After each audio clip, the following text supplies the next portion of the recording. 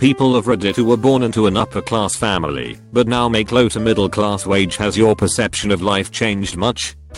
This has been a source of internal strife for me in recent weeks. I grew up going on great vacations, going out to eat at restaurants regularly, and being given a lot of really great opportunities. Now that I'm trying to establish myself in the workforce, all I can think about is how I can achieve the same level of comfort I had growing up, to the point where it's kind of a toxic anxiety-inducing attitude. My childhood set possibly unrealistic expectations and I have to deal with it. My parents were both high-ranking government employees. I grew up in Japan and never wanted for anything. Our house was on a cliff and we had a koi pond, 4 cars, vacations to Hawaii, you name it. However, my father always instilled in me that it was his money, not my money. He was rich. I was not. Fast forward to me being 24, in debt, and getting evicted from my house. My parents were amazing at preparing me for the real world, but I never listened to them or realized how much of a struggle it could be. I remember a phone call to my father during this time where I was crying and didn't know what to do, and he said something that resonated with me. Rich people don't get rich by buying things they can't afford. I doubled up on jobs and slowly crawled my way out of debt. It was hard work, but I learned a valuable lesson. It was great that my parents didn't offer me sympathy because it forced me to accept that I was in this situation because of my own stupid decisions. Now I'm great at budgeting and realizing what I can and can't spend money on. It won't break my heart if I can't see a movie or eat out. I'll get to eventually.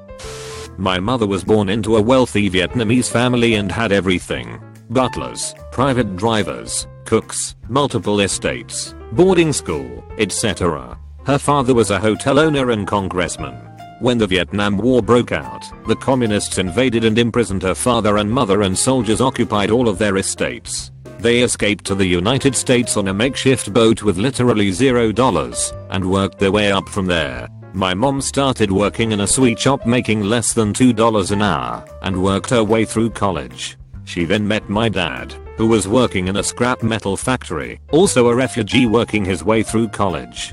They both took out loans as well for tuition. After college, my mom became an engineer working for a NASA contractor designing launch software for the space shuttle program.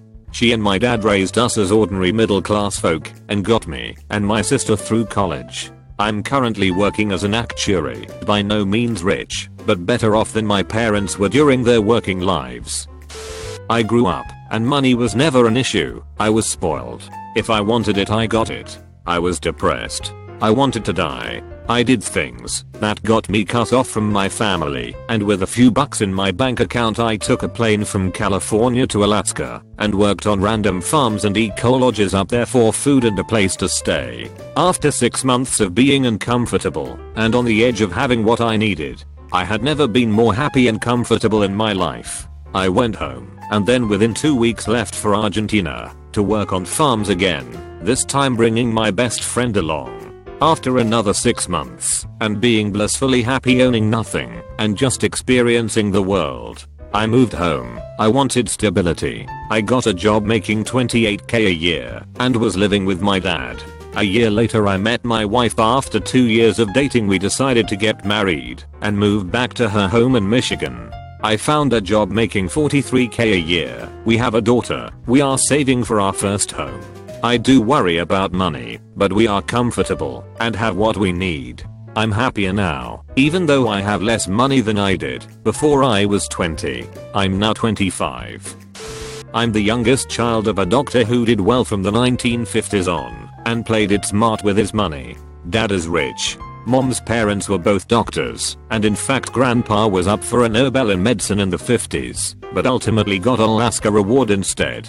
He and grandma traveled the globe doing research. Our home was filled with things from Africa and Brazil and God knows where. Well, I'm not cut out to be a doctor. I went to college to be a mechanical engineer. You know what that got me? $63,000 when I was making my best and laid off since 2009. I kept hearing that line from Lord of the Rings, "You are a lesser son of greater men." It was a massive mindfuck. Over the past few years I have dealt with that. I have not worked due to a combination of a shit economy that doesn't need engineers and the fact that both of my parents are quite ill, as are my wife's parents. As I haven't been working, I'm the guy who can come charging in at a moment's notice and take care of crisis, everything from getting my in-laws packed and moved to the assisted living facility to moving in with dad for a few months when mom had her stroke and he was feeling horrible guilt about sending her into the nursing home because he couldn't take care of her. And you know what? I'm glad that it has worked out this way. The circumstances that allowed dad to get wealthy are not likely to happen again in my lifetime. Grandma and grandpa were geniuses who did fantastic things for the field of medicine, but at a cost to family life. I can't realistically compare myself to any of them. It's a different time in history, and let's face it, not everyone can win a Nobel Prize. But I'm doing something that they couldn't. I'm taking care of 2 sets of parents in their decline, and helping them to retain their comfort and dignity as much as possible, and helping my kids deal with it emotionally. I'm dependent upon my wife's income, at least for now, which has been hard to wrap my head around as an American man. But let's face it, if I were working as an engineer, would I have likely set the world on fire with my career? No. But can I set an example for my kids on how to love and support your family? Hell yes. And that will have a much more measurable impact on society than working as an engineer. I have been incredibly fortunate to have married a woman capable of supporting us both, obviously, but don't imagine for a moment that I don't work. I do. I just don't draw a paycheck from it. But we are both very grateful that I have this opportunity. TL. Doctor, money is not the most important thing in life. My father was a successful business owner and my mother dedicated herself full time to raising my sister and me. When we kids were finally both safely in college with good financial aid in place, my parents decided to take a big risk and move across the country to work on a fixer-upper property, which they hoped to get running as a motel. The next 3 years were the hardest my family has experienced. I sunk into a depression that led to withdrawing from school 1 or 2 credits away from a degree. My father invited me to come and help out with his new project, and so I went there with my fancy almost college education and watched impotently as bad decisions, a bad market, and bad luck ate away my parents' life savings, month after insolvent month. With the inevitable foreclosure only weeks away, I told my parents I'd go back to finish school and start paying my own way. I was cutting and running, but my parents never blamed me. They only blamed themselves for not being able to give me gas money to get there. They went with the lie and wished me the best, thanked me for my help, and waved goodbye with brave smiles. I only made it a couple miles down the 95 before I had to pull into a gas station and cry into the steering wheel, with the odds and ends of what had been a nice upper middle class upbringing packed in my slowly aging car. I slunk back into my college town and took on jobs that I'd always considered beneath me, jobs with tips, jobs with hats and aprons. Part-time work at restaurants kept me afloat as I finished my degree. As I finally started learning how to manage my own life, I realized how much I had yet to learn about living and about other people. I never knew how it can mean the difference between a month that feels okay and a month of feeling vaguely hungry all the time. I never knew the amount of petty, sometimes unthinking injustice many employees endure from managers and customers simply because there is no other choice if you want that paycheck. And I never knew that a person's level of education or income has very little to do with the worth of their character. Some of the best friends I have now are people I honestly would have dismissed as townies in my undergrad years. Next month I'll be starting a full-time job with benefits, with enough pay to maybe help my parents out as they face retirement age. I thought about cutting up my ET card, but now I think I'll keep it in my wallet to remind me of the wolf that is always at the door and of the people who live their lives beating it back with brooms. Grew up upper middle class. For my family that meant we had a swimming pool, trampoline, big screen TVs with surround sound systems. My sister and I each had our own bedrooms with TVs, laptops, and video game systems in them. We went on family vacations multiple times a year. My parents each had their own vehicle, and they bought my sister and I our own new vehicles when we got our licenses. We frequently ate out, went to the movies, went to amusement parks. got expensive brand name clothing, had a fancy dining room that we only ate at during holidays, had a fancy living room that only the adults were allowed to use, had cell phones in high school, etc. I never realized how much money we had until I graduated and moved across the country. Money just wasn't something I really had to think of. In some ways, I feel like I was spoiled, but in other ways, they did try to teach me good work ethics. I got my first job in a kitchen when I was 14, and they always made sure I was at work and doing a good job.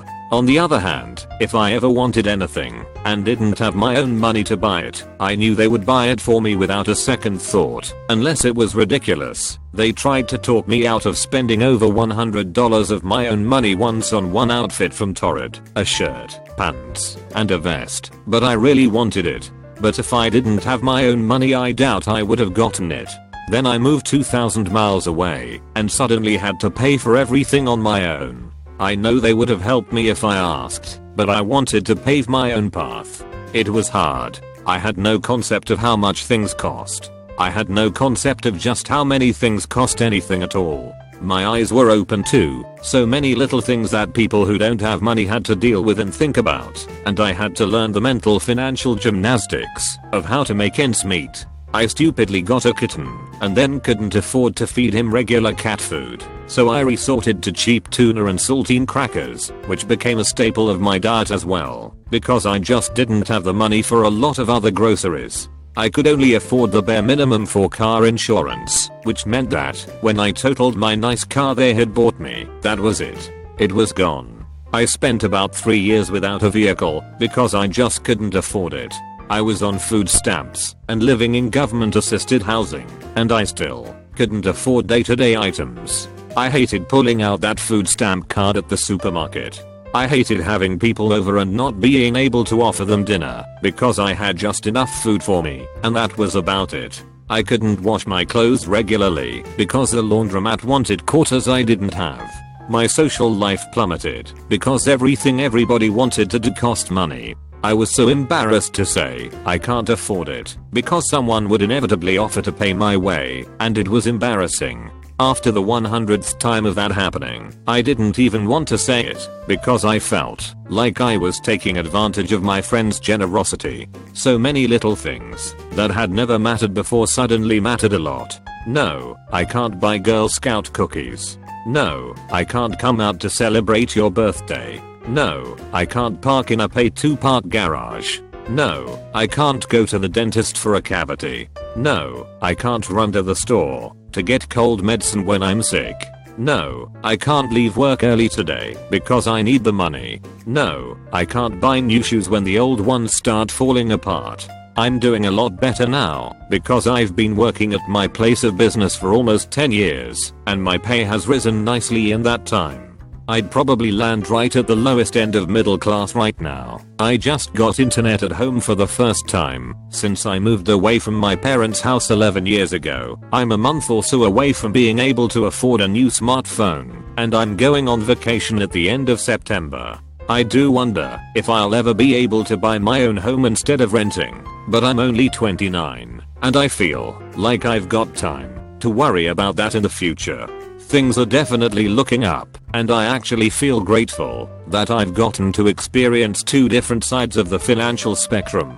I feel like it helps me be more objective when it comes to money matters, and it helps me empathize and better understand the financial decisions of a wider selection of people. My stepdad owned a company out in the Hamptons on Long Island, so we had money. I was just like the other person, spoiled rotten. My mom and I would go shopping just for shits and giggles. Didn't matter how much we spent. My mom and stepdad divorced 15 years ago, so it was difficult getting used to not getting everything I wanted. However, my freshman year of college I got a really good paying job and lived the lifestyle that I used to live. Now, I'm 27 and not living the way that I used to live, and it is kind of like a culture shock.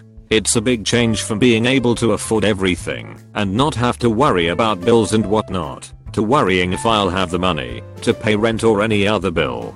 I went from living in a 5-bedroom house, heated in-ground pool, boat, etc., to living in a basement apartment making 45k a year, which is damn near nothing on Long Island.